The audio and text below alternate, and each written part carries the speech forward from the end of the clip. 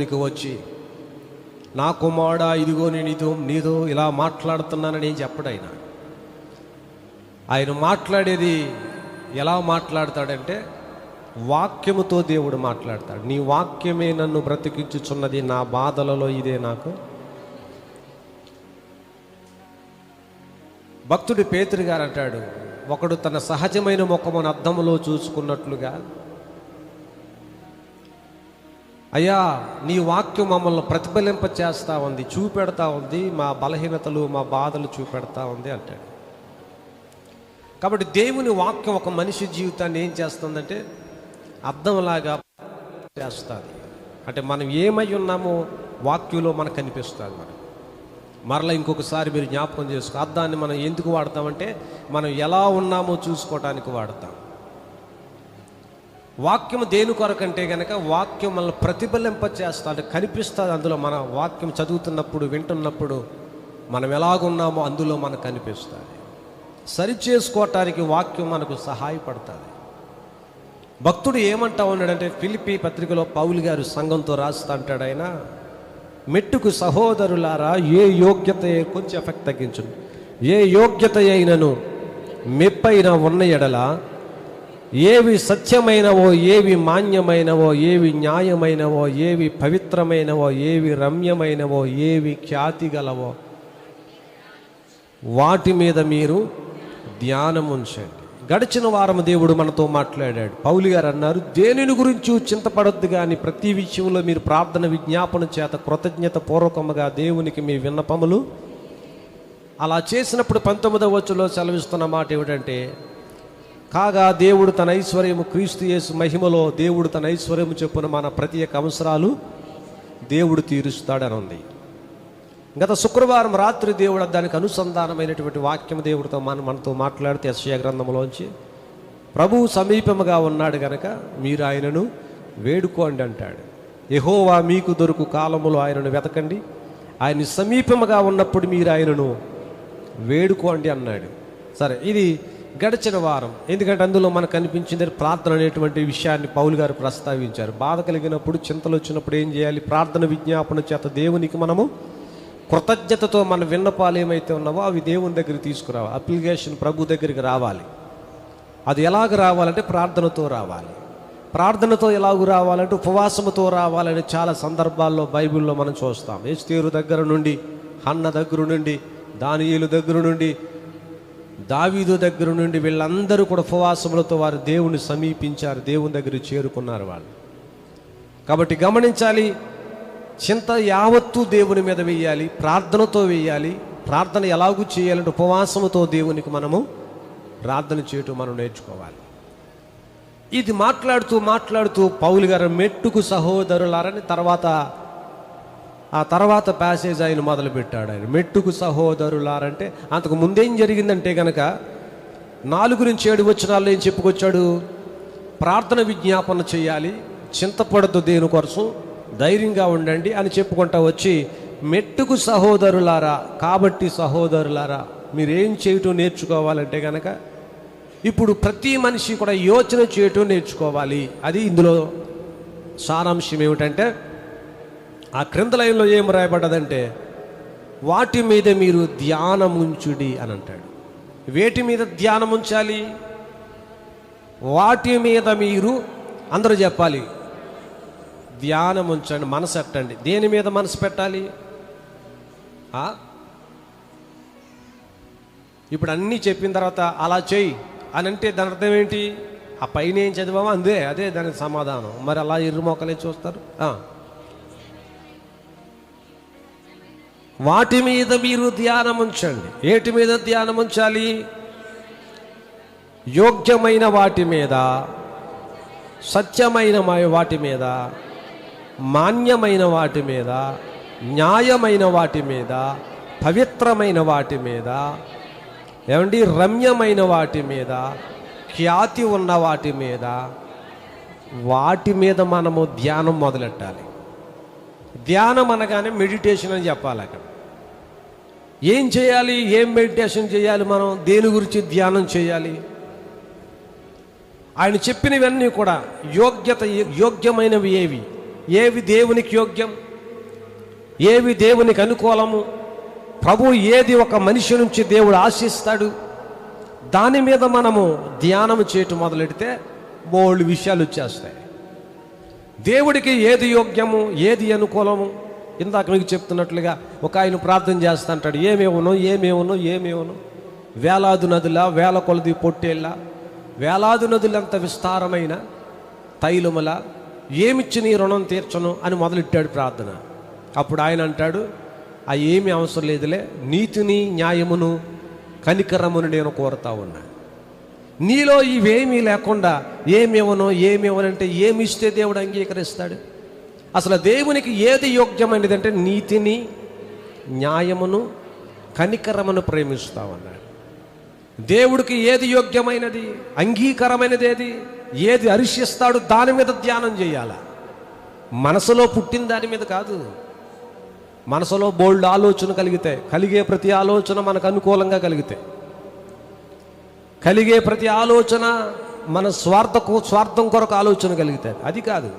అసలు ధ్యానం చేస్తే ఏది దేవునికి యోగ్యమైనది, అసలు ఏది అంగీకరించదగినది, ప్రభు మన నుండి ఒక మనిషి నుంచి ఏది ఆయన కోరుకుంటాడు? ఆయన చెప్పిన మాట, నేను నీతిని న్యాయమును కనికరాన్ని నేను కోరుతాను.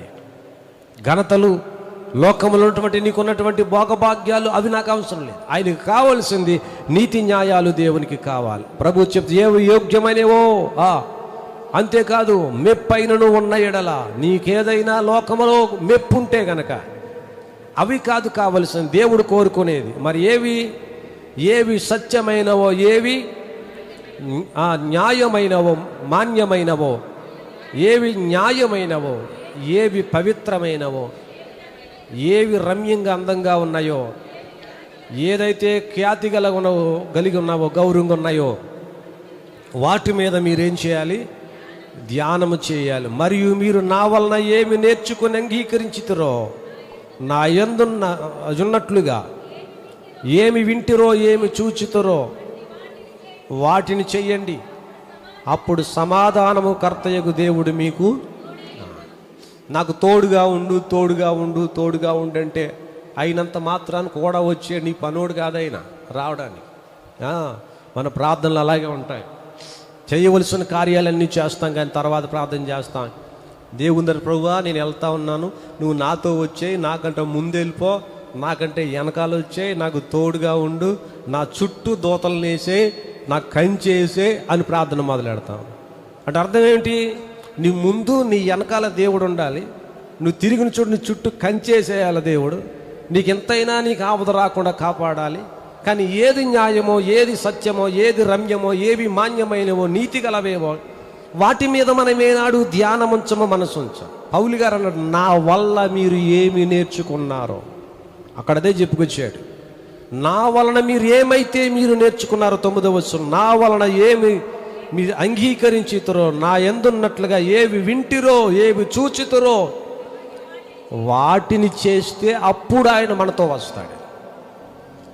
సంఘములో మనం ఏమి నేర్చుకున్నామో, ఏమి విన్నామో, ఏమైతే మనము అంగీకరించామో వాటి చొప్పున మనము చేయగలిగితే ఆయన మనతో వస్తాడు. మన సొంత బుద్ధి కొలతగా, అందుకేనండి నేను ఇలా చేశాను, అలాగైతే బాగుంటుందని, ఇలాగైతే సూపర్ ఉంటుందని అని నీ మనసులో సూపర్ ఉండొచ్చు, కానీ దేవునికి అంగీకారమై ఉండాలి కదా. అవి దేవుడు అంగీకరించగలిగినది అయి ఉండాలి కదా. భక్తి న్యాయమైనదా, నీతైనదా, అది సత్యమైనదా, ఏమి నేర్చుకున్నాం మనం దేవుని దగ్గర? ఉదాహరణకి బైబిల్ గ్రంథంలో కొన్ని సందర్భాలు ఈ సందర్భంలో మనకు జ్ఞాపకం రావాలి ఖచ్చితంగా. ఎందుకు జ్ఞాపకం రావాలంటే, ప్రభు ఏం చెప్పాడో, ఏది న్యాయమైందో అది మనిషి చేయాలి. మనిషి బుద్ధిలో తన హృదయంలో పుట్టిన దానిగా చేయటం అనేది, మనసులో కలిగిన దాన్ని బట్టిగా చేయడం. ఇది తినొచ్చు, ఏమవుతుంది? అన్ని తింటే అన్ని తిన్న తర్వాత ఇది తినకపోతే ఏంటి? దానికి పెద్ద విశేషం ఏముంది? అన్నీ తినొచ్చు, అన్నిటితో పాటు ఇది టేస్ట్ చేయొచ్చు. అది వద్దన్నాడు, అయినా టేస్ట్ చేశారు వాళ్ళు. అననీయ సప్పీరాల జాబితాలోకి రండి, ఏం జరుగుతూ ఉందో. అయ్యా మాకు కలిగిన ఆస్తిలో ఇది అమ్మితే కనుక ఇందులో ఉన్న సమస్తం నీకే ఇస్తామని చెప్పి అందులో కోస్తూ మరలా అమ్ముడైన తర్వాత ధనం వచ్చిన తర్వాత కొంత దాచారని ఉంది. మరలా దాని అర్థం ఏమిటి? మనసులో కలిగిన ఆలోచనే తప్ప దేవుడు చెప్పిన పని చేయట్లేదు వీళ్ళు. అదే కదా,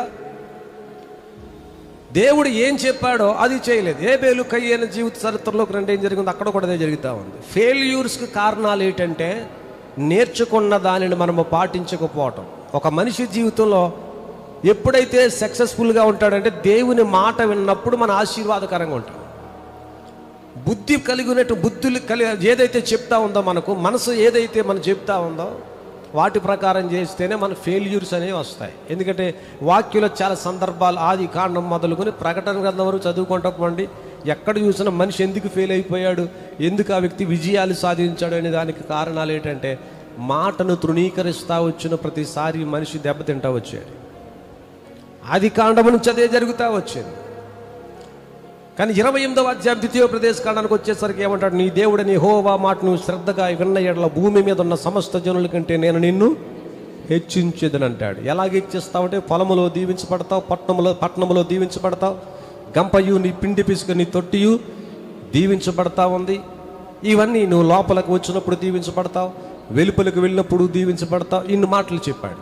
ఇదే విషయాన్ని మరలా కీర్తన గ్రంథానికి వచ్చేసరికి కీర్తనాకారుడు ఏం చెప్పాడు, నీ దేవుడని యెహోవాకు నువ్వు భయపడి దగ్గర 128వ కీర్తన, యెహోవా యందు భయభక్తులు గల వారు ధన్యులు అన్నాడు. ఎలాగూ ధన్యులు అంటే వారు ఎలాగో ఆశీర్వదించబడతారు. నీ లోగుటి నీ భార్య ఫలించు ద్రాక్షవల్లిగా ఉంటుంది, నీ భోజనపు బల్ల దగ్గర నీ పిల్లలు ఒలీవ మొక్కల వలె ఉంటారు. ఇవన్నీ రాసుకుంటూ వచ్చి నీ పిల్లలను చూస్తావని చెప్పుకుంటూ వచ్చాడు. మీరు బైబిల్ గ్రంథం అంతా తెరిచి చదవండి, ఎక్కడ చదివినా మనకు అదే కనిపిస్తుంది. మనకి భయము, భక్తి, బోధకు మనం కట్టబడుట, వాక్యానికి మనం కట్టబడుట, వాక్యానుసారంగా బ్రతుకుట, సరి చేసుకునుట. అందుకే మధ్యలో ఇందాక మీకు జ్ఞాపకం చేస్తాను, పేతురు గారు అదే రాస్తూ ఉంటాడు, ఒకడు తన సహజమైన ముఖమును అద్దములో చూసుకున్నట్లుగా అనే పదాన్ని ఎందుకు వాడాడంటే దేవుని వాక్యం ఏమైందంటే అద్దము లాంటిదని చెప్పుకొచ్చాడు ఆయన. అద్దము చేసే పని ప్రతిఫలింప చేస్తుంది, చూపిస్తూ ఉంటుంది, మనం ఎలాగున్నామో చూపెడతా ఉంటుంది. అద్దంలో ఉన్నట్టుగా నేను బాగుంటాను అనుకుంటే మన కర్మ, మనం ఎవడేం చేయలేడు. అద్దంలో మనం ఎలాగుంటామో అలాగే కనిపిస్తాం మనం. కానీ వాక్యం ఏమి సెలవిస్తూ ఉందంటే ఇక్కడ మీరు ఏమి నేర్చుకున్నారో 9వ వచనం, మరియు మీరు నా వలన ఏమి అంగీకరించారో, నా యందున్నట్లుగా ఏమి వింటిరో ఏమి చూచితురో వాటిని మీరు చేయుడి, అప్పుడు సమాధానమునకు కర్తయ్యగు దేవుడు మీకు, ఇంకొకసారి చెప్పండి, సమాధానమునకు కర్తయ్యగు దేవుడు మీకు, ఆ మాట చెప్పాలి, సమాధానమునకు కర్తయ్యగు దేవుడు మీకు. నీ ప్రకరణ వార్త ఈ మాట చెప్పు, సమాధానమునకు కర్తయ్యగు దేవుడు నీకు తోడయుండుగాక. ఎప్పుడు? ఏవి యోగ్యమైనవో, ఏవి మెప్పైనవో, ఏవి సత్యమైనవో, ఏవి మాన్యమైనవో, ఏవి న్యాయమైనవో, ఏవి పవిత్రమైనవో, ఏవి రమ్యమైనవో, ఏవి ఖ్యాతి గలవో వాటి మీద ధ్యానం ఉంచి ఏది విన్నావో, ఏమి నేర్చుకున్నావో, ఏమి అంగీకరించావో, నా యందున్నట్టుగా నువ్వు ఏదైతే నీవు సంపూర్ణంగా విన్నావో వాటి ప్రకారం చేస్తే సమాధానమునకు కర్తయ్యగు దేవుడు నీకు తోడై ఉంటాడు. ఇది నేర్చుకోమను. ఏది నేర్చుకోవటం? ఫేస్బుక్, యూట్యూబ్లో ఆడెవడో ఇలాగన్నాడండి, ఈడెవడో అలాగన్నాడు, నచ్చనోడు ఎలాగైనా అంటాడు. నాకు నచ్చనోడు కోసం ఎన్నైనా తిడతాను, ఎన్నైనా మాట్లాడతాను నేను. ఎందుకంటే వాని మీద మనం నచ్చని వ్యక్తి కోసం ఎక్కువగా అన్వేషణ చేయం. మనం అలా చూస్తానుగా ఈడు గొడవ ఇది. మన సోషల్ మీడియాలో చూడండి, ఫేస్బుక్లో అయితే చూస్తుంటాం, నచ్చనోడు ఫోటో కనపడి అంటే ఏం చేస్తాం, ఏళ్ళతో ఇలాగంట ఆడు గొడవ, మనకి ఎందుకు అని అలాగంటాం. నచ్చిన వ్యక్తి ఉన్నాడు అనుకో, క్లిక్ చేసి ఇలాగా సూపర్, అక్కడ బియ్యం ఇచ్చాడంటే, ఇక్కడ ఉప్పు ఇచ్చాడంటే, ఇక్కడ పప్పు ఇచ్చాడంట, ఇదిగో మా పార్టీ చూసావా అని అంటాం మనం. నచ్చనోడు అనుకో, ఆడేమిచ్చినా నచ్చదు నీకు, ఏమిచ్చినా నచ్చదు నీకు. దానికి మళ్ళీ కొన్ని తోకలు ఉంటాయి, మళ్ళీ ఏదో లాగుతాం, మళ్ళీ ఆడు అలా చేశాడు, ఇలా చేశాడు, అందుకే ఇచ్చాడు, ఇందుకే ఇచ్చాడు, అటు లేత ఆడు ఇవ్వగలడా అంటాం మనం. గమనించాలి, మనం నేర్చుకోవాల్సిన ఏమి విన్నామో, ఏమి నేర్చుకున్న వాక్యాన్ని చూడాలి, బయటోడిని కాదు. ఆడెవడో చెత్త వాగులు వాగేటువంటి యూట్యూబుల్లో, ఫేస్బుక్లో వాగే వాళ్ళని కాదు చూడాలి. ఎన్నైనా అంటాడు ఆడు.